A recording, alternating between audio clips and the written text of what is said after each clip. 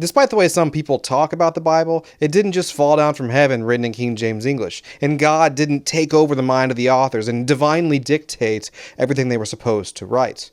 Rather, the Bible was written by people like you and like me thousands of years ago. And so in this video, we're going to discuss how the earliest documents of the New Testament were actually written.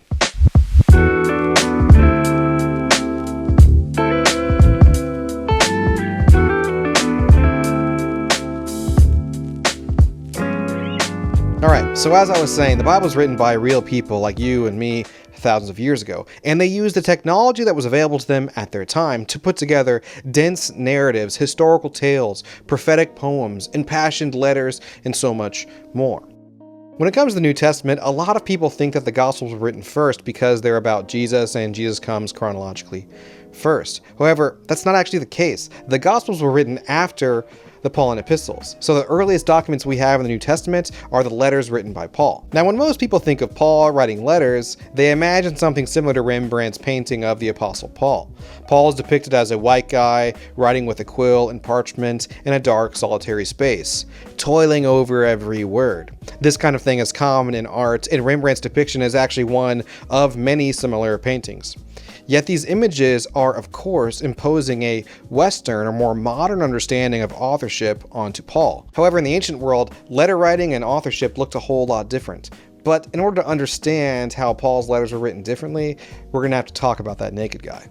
This naked guy was from the 2001 movie A Knight's Tale, and I will let him introduce himself. Pride, resolve, and faith in the good Lord Almighty. Please, Christ, rescue me from my current tribulations.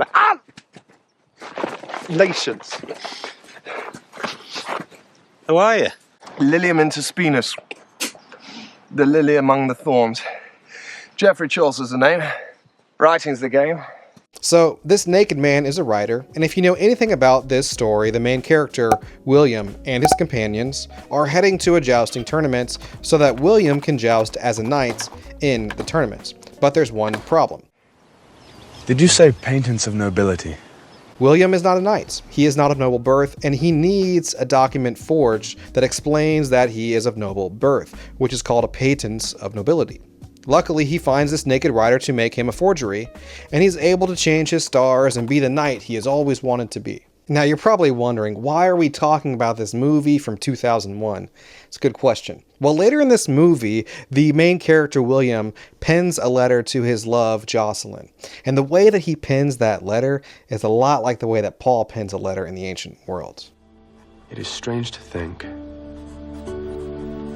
I haven't seen you since a month. I have seen the new moon. Not yet. I have seen sunsets and sunrises, but nothing of your beautiful face. See, in this scene, William writes this letter, and his scribe pens the letter and edits the letter. Yet William's companions also contribute. They add their own hopes, their own creative flair, they even add their own stories. When they get to the end of the letter, Chaucer, the letter writer, even directs them to come to a conclusion, and he ensures that they are following the standards of letter writing in their time. Then, William sends the letter with one of his companions to ensure that the letter is received and interpreted properly. You see, ancient letter writing was not something done in solitary pondering like Rembrandt imagined. Ancient letter writing was something done in community with your companions. And all these things are why Paul's letters would have been written very similar to the way that William's letter was written. Paul and his ministry co-workers would have sat down with a scribe and put together a well-crafted letter. They would have written a greeting, exhortations, rhetorical flourishes, convicting maxims, impassioned appeals, and once they had finished putting all that together, they would have sent it with a trusted messenger to its intended audience.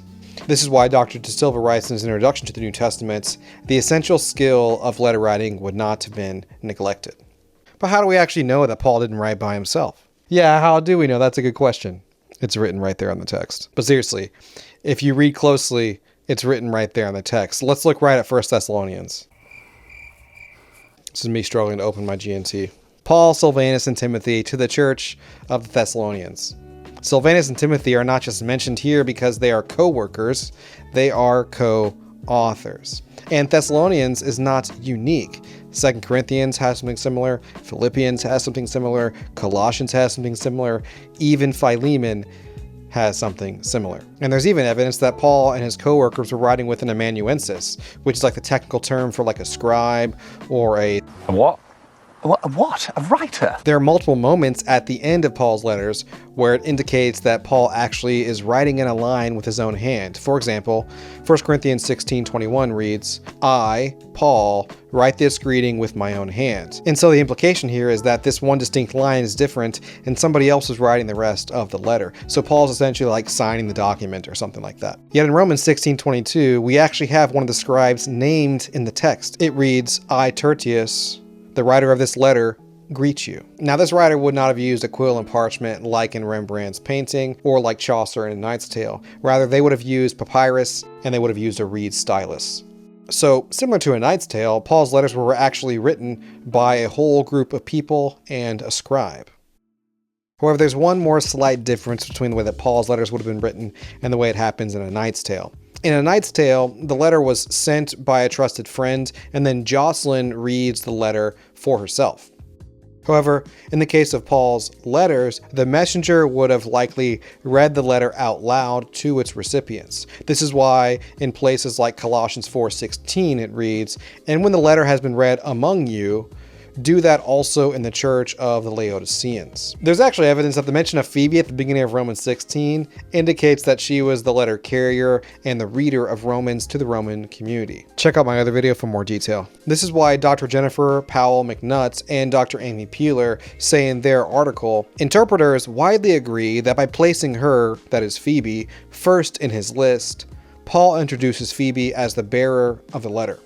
Anyone who takes up Romans and shares it with others walks in the footsteps of its first interpreter, Phoebe. Phoebe, like the one from Friends? I'm asking you as a friend. Oh, not as a friend, Phoebe. So why does this matter? Why? Why does it matter that we understand how Paul's letters were written and received? Well, a lot of times people read the Bible and the New Testament individualistically. People assume that the Bible is written by one person, and they assume that when they open that book, it's divine revelation directly to them. However, the Bible is not that simple. These texts were a collective effort written by and for communities. All that said, these letters should be read in community, and they should be interpreted with communities in mind. This is why Dr. Richard B. Hayes writes, "If we learned from Paul how to read Scripture," and I would add, and his co-workers, "we would read it ecclesiocentrically, as a word for and about the community of faith." When we understand that these texts were written by and for communities, they become so much more. They become letters about real people with real concerns. There's social conflicts, social stratification, community struggles, social division, and more. It changes the way that you encounter the text. Whenever you read an epistle of Paul, you're peeling back the curtain and you're reading someone else's mail. Isn't there anything else? Nope. Sorry, kid. Alright, so if we recognize the basic facts about what these letters were, we can learn a lot from them. In fact, when we understand that these letters have contexts that are diverse and multifaceted, it helps us understand the text. This is why Dr. Angela Parker says, Paul writes to various churches in diverse contexts. It's imperative for contemporary readers of Scripture to understand that concept so that we do not fall into the traps that allow no cultural diversity whatsoever as we read the biblical text. And so when we recognize that these letters are written by a community of people in diverse and different places all over the world, we realize that this text is not some static theological thing, but it's actually a complex text full of diverse and complicated concepts, and we need to read those in context. And so we need to recognize that these letters come from real people with complex and diverse stories. And when we do that, we catch a glimpse of what it was like for those people in the first century to be following this Jewish Messiah named Jesus and how the gospel impacted their lives. Thank you so much for watching. If you like this video, hit the like button, watch another video, subscribe to the channel, you know the drill. A special thanks to my patrons. Your support means the world to me. Until next time, peace. When you take a break for like 5 months to finish your dissertation, defend your dissertation, move, graduate, unpack, it takes a while to shoot a video. Holy cow.